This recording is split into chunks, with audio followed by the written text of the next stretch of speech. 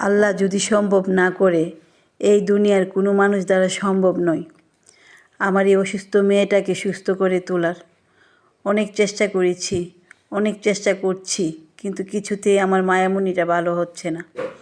আসসালামু আলাইকুম, আপনারা সবাই কেমন আছেন? আশা করি আল্লাহর অশেষ রহমতে সবাই ভালো আছেন। এই হচ্ছে আমার মেয়ে মায়ামণি, আমার মায়ামণি। সবাই আমার মায়ামণিটার জন্য একটু দোয়া করবেন। আমার মায়ামণি একজন বিশেষ চাহিদা সম্পূর্ণ বাচ্চা। ও নিজে নিজে কিছুই করতে পারে না। ওর যাবতীয় কাজ আমি নিজে করে দিই। ও নিজে নিজে তো কিছু করতেই পারে না। দাঁত দিয়ে চিবিয়ে খেতে পারে না, হাত দিয়ে ধরতে পারে না, হাঁটতে পারে না।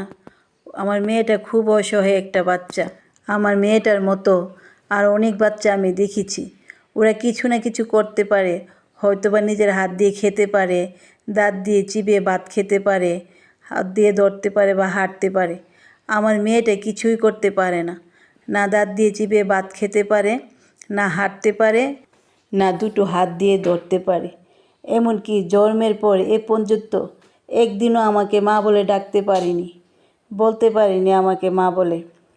তারপর আলহামদুলিল্লাহ আমার মেয়েটা আমার চোখের সামনে আছে, সেটা আমার কাছে অনেক কিছু। সারাদিন সংসারের কাজের পাশাপাশি আমার মায়ামণিকে নিয়ে থাকতে আমার কাছে অনেক ভালো লাগে। মায়ামণিকে নিয়ে কত যে হাসপাতালে হাসপাতালে ঘুরেছি তার কোনো হিসেব নাই, এখনও ঘুরি। ডাক্তার কবিরাজ কোনো কিছুই বাকি রাখি নাই ওর জন্য। সবখানে গেছি, চেষ্টা করছি। আল্লাহ যদি কোনো উসিলায় আমার মেয়েটাকে যদি ভালো করে দেয়, চেষ্টা করতে তো আর কোনো কিছুই বাদ রাখছি না। আপনারা সবাই আমার মেয়ের পাশে থাকবেন, আমার মেয়েটাকে বেশি বেশি সাপোর্ট করে দিবেন। আপনাদের সাপোর্ট পেলে আমার মেয়েটা সামনে এগিয়ে যেতে পারবে। সংসারের পাশাপাশি ওকে নিয়ে এরকম কাজ করা অনেক কঠিন, তাও মেয়েটার দিকে তাকিয়ে করছি।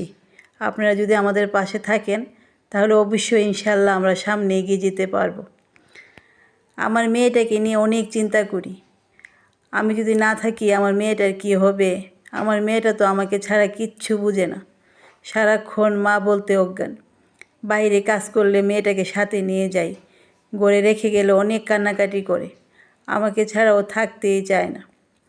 রাতের বেলা ঠিকমতো ঘুমাতে পারে না, দিনেও ঘুমাতে চায় না, অনেক কান্নাকাটি করে।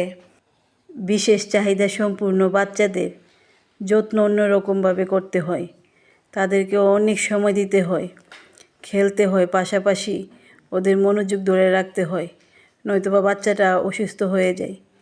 ওর সাথে একটু খেললে, ওর সাথে কথা বললে ও ভালো থাকে, সুস্থ থাকে। ওকে যত বেশি সময় দিতে পারি ও তত ছটপটে থাকে। যদি কোনো কারণে একটু সময় কম দেয় ও এমনিতে অসুস্থ হয়ে যায়। ওর সবসময় তো ওষুধ খেয়েও বেঁচে আছে। ওষুধ না খেলে ওর দেখে গেছে খিঁচুনি উঠে, ঠিকমতো ঘুমাতে পারে না, সব কিছুতেই সমস্যা। ওষুধ ছাড়া আমার মেয়েটা থাকতে পারে না। জন্মের পর থেকে খালি ওষুধ আর ওষুধ।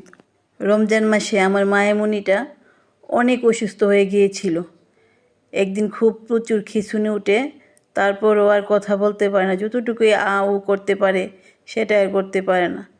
তারপরই রমজান মাসে প্রায় 15 থেকে 16 দিন আমি আমার মেয়েটাকে নিয়ে হাসপাতালে থেকে এসেছি। এতক্ষণ যারা আমাদের পাশে ছিলেন, সম্পূর্ণ ব্লগ দেখেছেন, তাদেরকে জানাই অনেক অনেক শুভেচ্ছা এবং ভালোবাসা। আপনারা ভালোবেসে আমার মেয়েটার পাশে থাকবেন, আমাদের চ্যানেলটা সাবস্ক্রাইব করে দিয়ে আমাদের পাশে থাকবেন।